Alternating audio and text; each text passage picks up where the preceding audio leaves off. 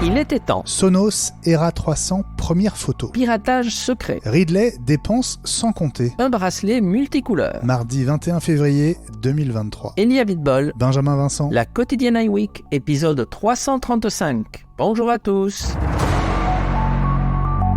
Aussi incroyable que cela puisse paraître, le président de Foxconn, en tant que président, n'a jamais mis les pieds à iPhone City, le surnom de la plus grande usine d'iPhone au monde, à Changshu, dans la province du Henan.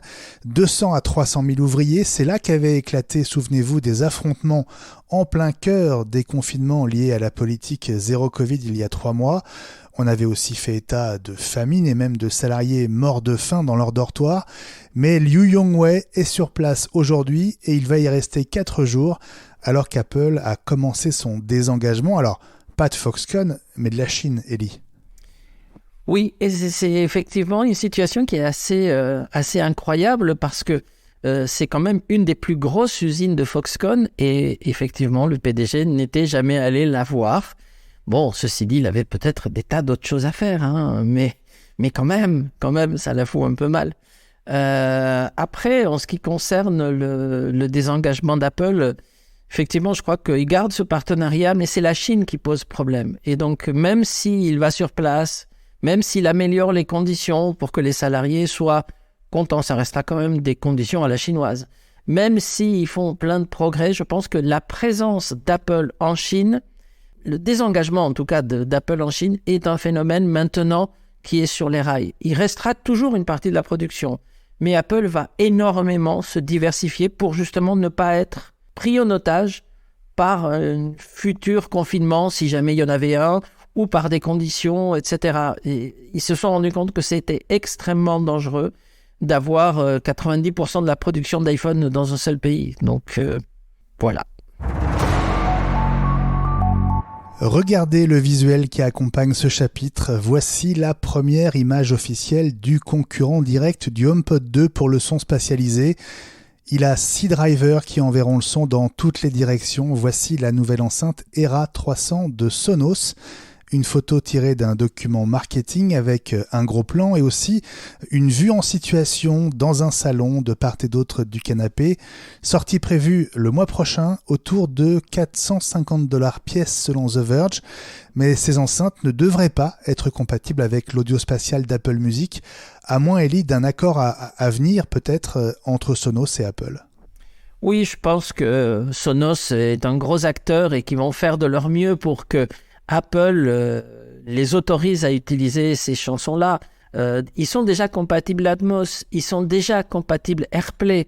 Donc ce sont d'autant d'arguments pour qu'Apple soit sensible. Après, c'est des discussions financières. Alors j'ai regardé un tout petit peu les enceintes. Alors, première chose qui me frappe, c'est le prix. C'est quand même pas donné parce que ça fait du $900 la paire. Ensuite, quand on l'utilise dans une config Sonos, elles peuvent être des enceintes arrière pour pouvoir en plus se spatialiser vers le haut le son. Donc en plus d'une barre de son et d'un caisson de basse, s'il faut rajouter 900 € juste d'enceinte arrière, ça fait une config audio extrêmement chère. C'est-à-dire que là, on a des tas de concurrents qui sont probablement meilleurs dans ces niveaux de prix-là. Mais il faut l'avoir. Après, ce qu'on ne sait pas encore très bien, on a vu le look, ça a l'air joli, on a vu les enceintes, etc. C'est comment est-ce qu'ils font? Parce que si ça envoie du son un peu dans tous les sens, est-ce qu'on mesure la pièce? Est-ce qu'on la mesure pas? Parce que sinon, on aura un effet spatial, mais on n'aura pas vraiment du placement, des effets, etc. Ça ne peut se faire que si la pièce est mesurée d'une façon ou d'une autre.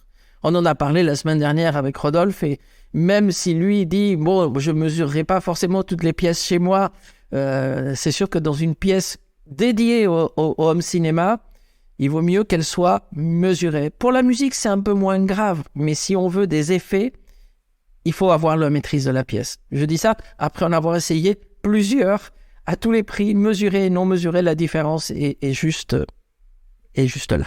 Et sur ces photos, on aperçoit aussi l'Era 100 sans spatialisation. Elle est cylindrique et verticale, annoncée aux environs de $250. Et elle va sans doute remplacer la Sonos One au catalogue. On ne mesure pas encore l'ampleur du piratage qui a eu lieu en 2021, mais qu'on apprend qu'aujourd'hui, grâce à Bloomberg, les hackers ont peut-être même eu physiquement accès aux serveurs de ReSecurity, une entreprise spécialisée dans la cybersécurité et qui héberge une quantité astronomique de logins pour des clients dont Apple fait partie, mais aussi Amazon, Microsoft, BMW, Goldman Sachs, etc. Plus de 2000 entreprises, dont certaines données sont hébergées sur ces 2 sites en Asie, auraient été touchées. Les hackers ont aussi eu accès aux caméras de vidéosurveillance de ces sites. Alors la plupart des entreprises concernées n'ont pas répondu aux questions de Bloomberg. Seul BMW a parlé d'un impact très limité, sans qu'on sache si c'est exact, ni si c'est le cas des autres entreprises, dont Apple, Ellie. Ben oui, la leçon à tirer de cette histoire est multiple. La première, quelle mauvaise image pour une société de cybersécurité que de se faire hacker. Hein. Donc là, franchement, on est dans le pire du pire. Ça veut dire qu'eux-mêmes promettaient des tas de choses en termes de sécurité, mais qu'ils n'étaient pas eux-mêmes protégés avec des multiples moyens. Parce que si on parle d'un accès physique, ça veut dire que des gens sont rentrés dans les salles de serveurs.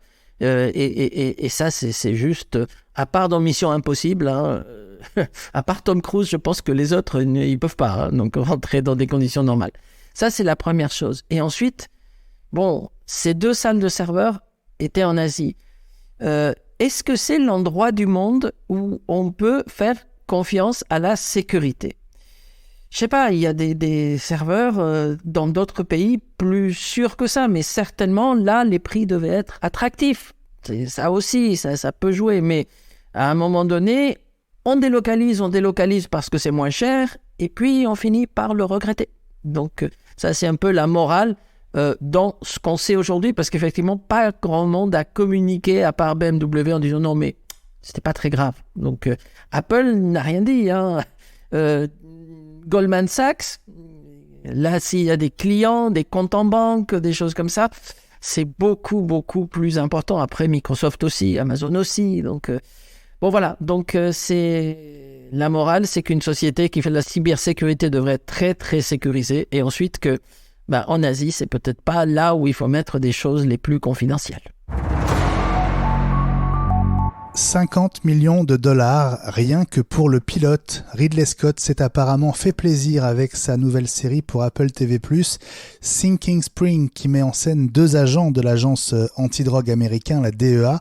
Pour ces 2 semaines de tournage, il aurait, pour ainsi dire, loué toute une ville, notamment son commissariat, sa caserne de pompiers, et il y aurait aussi fait exploser une maison.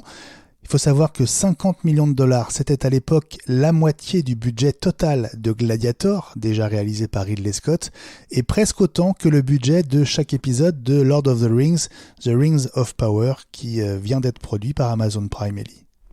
Oui, mais Ridley Scott a toujours été quelqu'un qui dépense sans compter, hein, et je pense qu'il avait déjà eu affaire à Apple il y a fort longtemps, parce que rappelez-vous de cette publicité pour Apple en 1984 avec la dame et son marteau, c'était déjà Ridley Scott. À l'époque, ça avait coûté 5 millions. Donc 5 millions de 1984, avec l'inflation et tout le reste et le coût de la vie, il a dû se dire « Non, mais c'est bon, c'est Apple, ils peuvent. Hein. » Et combien valait Apple à l'époque où ils ont payé ça ? Combien vaut Apple aujourd'hui ?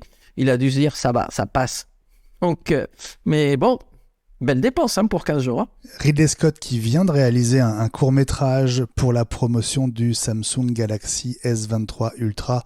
On vous en parlait dans la quotidienne iWeek il y a pile 15 jours. Est-ce qu'on sait combien ça a coûté ? Non. Et puis, un bracelet qui change de couleur en fonction des vêtements que vous portez. C'est un brevet déposé par Apple de bracelets à capacité électrochromique. Un bracelet constitué de filaments qui réagissent à une impulsion électrique et qui changent de couleur. La watch pourrait ainsi piloter le changement de ces couleurs du bracelet, comme elle le fait déjà pour les cadrans, Ellie. Écoute, c'est une idée vraiment intéressante à explorer. Après, on verra à quel prix ça sort, si ça sort, parce que les brevets, généralement, c'est 2-3 ans si le projet ne s'arrête pas. Mais l'idée d'avoir un bracelet qui pourrait changer de couleur selon les vêtements ou selon l'humeur ou le désir de l'utilisateur, c'est vraiment génial. parce que en fonction effectivement des besoins, on aurait l'impression d'avoir un nouveau bracelet de temps en temps ou un bracelet adapté à la situation. Donc moi, personnellement, si le prix est raisonnable, je serai parmi les premiers clients, rien que parce que c'est rigolo et que c'est technologique. Donc, si Apple nous écoute, il faut le faire, ce projet. Hein. Ne nous l'annulez pas, celui-là. La quotidienne iWeek Reviens demain.